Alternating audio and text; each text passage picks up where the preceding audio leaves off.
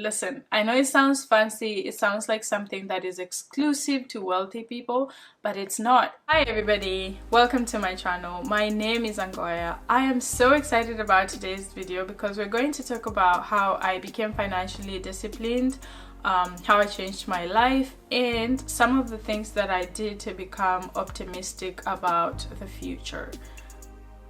So just to give a little bit of background into what inspired today's video, about 4 years ago, I found myself feeling a little bit lost, and that's just because I had graduated college and I had started my full-time job, but I just did not understand what other things go into, being an adult. And so I was struggling with, simple things like, paying your bills, taking care of your house, and, being great at work, and also just making sure that you maintain the relationships that you have in your life. And so juggling all those things was just becoming a little bit frustrating to me.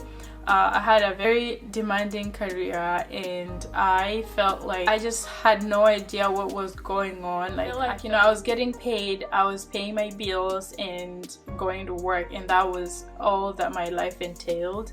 And so after a year of just going through the motions, I felt like something had to change. So in today's video, I'm going to share with you some of the things that I learned, did, and strategies that I used to feel like I have a hold of my life and I'm excited about my future. So I'm going to take this moment to issue a disclaimer that everything that I'm going to share in this video today is not coming from a professional perspective. These are things that I did in my own personal life. And lastly, before we get into the video, if you have not subscribed, we're just gonna give you a quick minute to go ahead and hit the subscribe button. It should be on the left side of your screen. Now let's get into the video. So the first thing that I did was speak to a financial planner. Listen, I know it sounds fancy, it sounds like something that is exclusive to wealthy people, but it's not. Anybody can use a financial planner. So all these wealth management companies have financial planners who will be willing to give you 30 minutes to an hour of free consultation. So I took advantage of that. I went onto Google, searched for a wealth management company, looked for a financial planner, and emailed them. They reached back to me and set up a meeting to talk about my situation. In the meeting, I was taking a lot of notes. They were asking me questions like, how much money do I make? What goes into my bills? Am I a homeowner? Do I have a goal to own a home someday? I have kids? Do I want kids? Am I planning to pay for their college? And they were just asking me questions that I had really never asked myself. And so my goal for the meeting was to make sure I understand what goes into financial planning. And I asked all the questions I needed to ask. I took all the notes that I needed to take because I knew I wasn't going back. I was not going to be a client. I just wanted to use them to really understand the process of financial planning. And I think that meeting was the wake-up call that I needed because it really challenged me to start thinking about my life more seriously. So I also want to challenge you today. If you've never spoken to a financial planner or financial advisor, go online, look for one, and ask if you can have 30 minutes of their time to talk about your financial situation. They will be willing, they will be available. And if you end up doing this, please come back to this video and share your experience with us in the comment section. So the second thing that I did was to try and change my mindset. I quickly learned that your decisions as an adult are really influenced by the environment you grew up in and the perspectives of the people around you. And so I basically went on a journey to really question things for myself. I started digging deep in understanding why I attach certain value to certain things, why I think about money and wealth a certain way. As I went through this, I started realizing that I was gaining a lot of confidence into who I am. I accepted myself and my life, And this really made me feel confident in the decisions that I was making about my life. Because I feel like in your early 20s, you still feel like you need a lot of guidance and you don't have a lot of, confidence in the decisions that you're making. And you just sometimes feel like you live your life based off of what you see other people do. But when you start questioning and digging deep, you start understanding why you need to make certain decisions. You start understanding the reality of truly being an adult.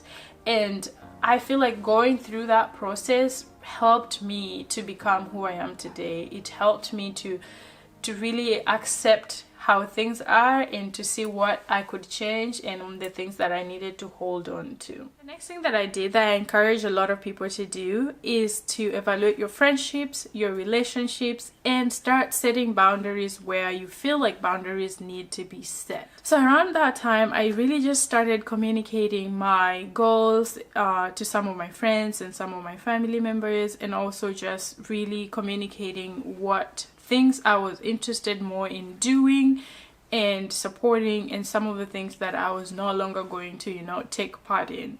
And it can be challenging for some people to really hear this from you. But I found out that sometimes when I would communicate my goals and my boundaries, I received a lot more support. I received advice on how to go about some things. I was, people would share their stories on how they went about, doing and achieving certain things in life. And it was such a great experience to really feel like some of my relationships were getting more meaningful from me setting boundaries, from me communicating my goals. And I felt like I was growing myself and also growing my relationships. Granted, there are people that will feel some type of way about this, and you might end up, losing a friend or two.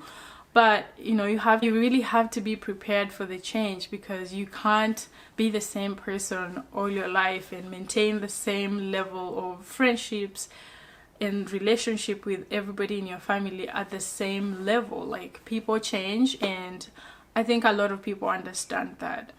Around that time, I also felt like I needed to start looking for certain type of people to interact with and learn from.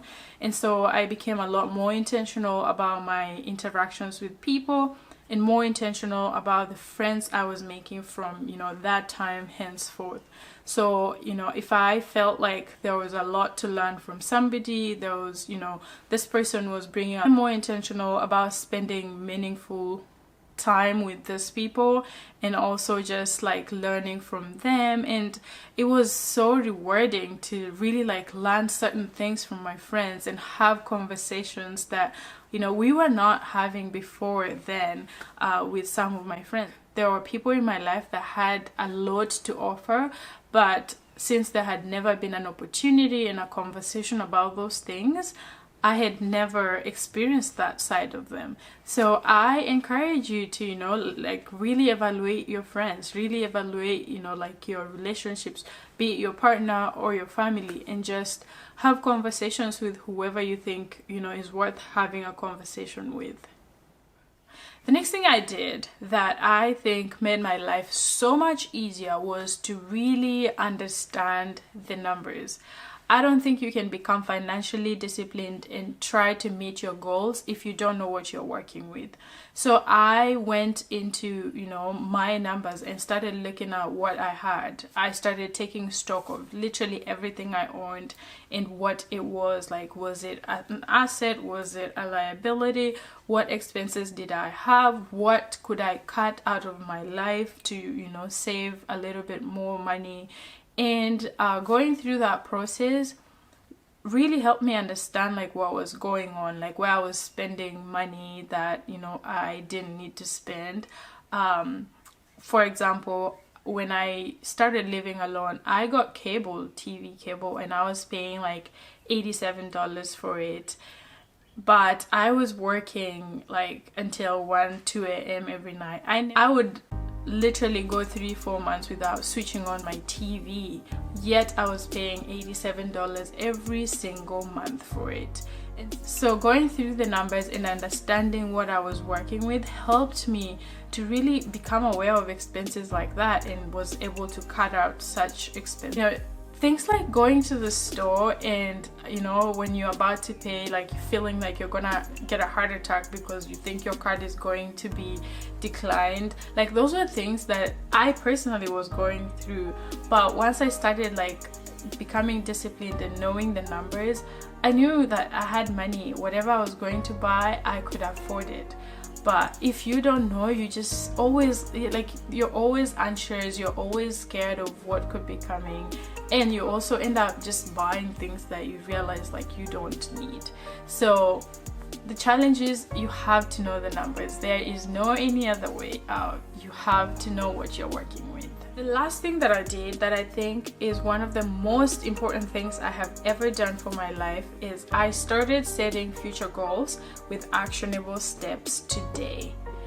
I had gone through life thinking that, you know, I need to just graduate college and then that's it.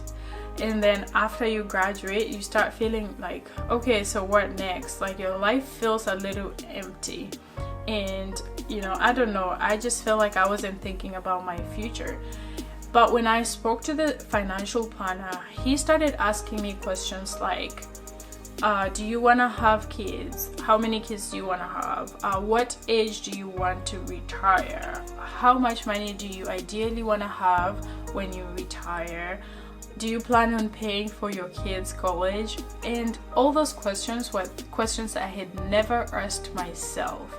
And so when I came back and was thinking about everything that I needed to do and some of my future goals, so for example, I started thinking about my retirement plan, and, you know, my employer was providing a retirement plan. So I started looking at, you know, how much I was putting into my 401k and, you know, what I could do to increase that so that, you know, it grows at a certain level every month.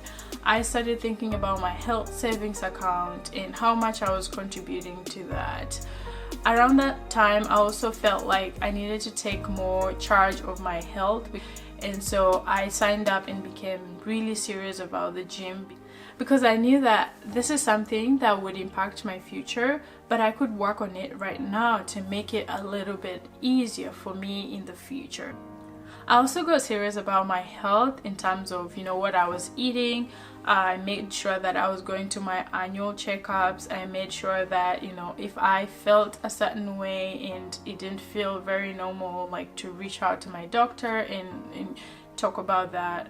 I did all the preventative things I could do now to make sure that, you know, I don't ever look back and feel like, if I had the opportunity to go back, I would change this about my health. I would take care of myself much better. I would, you know, be more active. So I felt like in the future, those are some of the things that people regret, and I'm going to be intentional about not having that regret in the future. So these are the 5 things that I did to really try and have a hold of my life. And I want to say that this is still a work in progress for me. I'm still working on a lot of all these things, but I think that the 5 tips that I've shared with you today are some of the things that really helped to make an impact and really change the course of my life. And I make a point to remind myself that it's truly a journey. This is not something that you wake up and achieve in one day. It's a journey. You have to constantly work on these things. But all said and done, I think the most important thing in all this is to really take care of yourself, because at the end of the day, your health is the ultimate wealth. I hope this video has kind of challenged you, has inspired you. It's probably given you some strategies that you can use to make your life a little better. If you have any other tips that you think will be important and useful, please make sure you put them in the comment section below. I want us all to come here and learn, to come here and encourage ourselves and remind ourselves that we are all on a journey towards something bigger. If you have not subscribed yet, please hit the subscribe button and make sure you share this video with everyone you think will benefit from it. That's it for today. See you next week. Bye.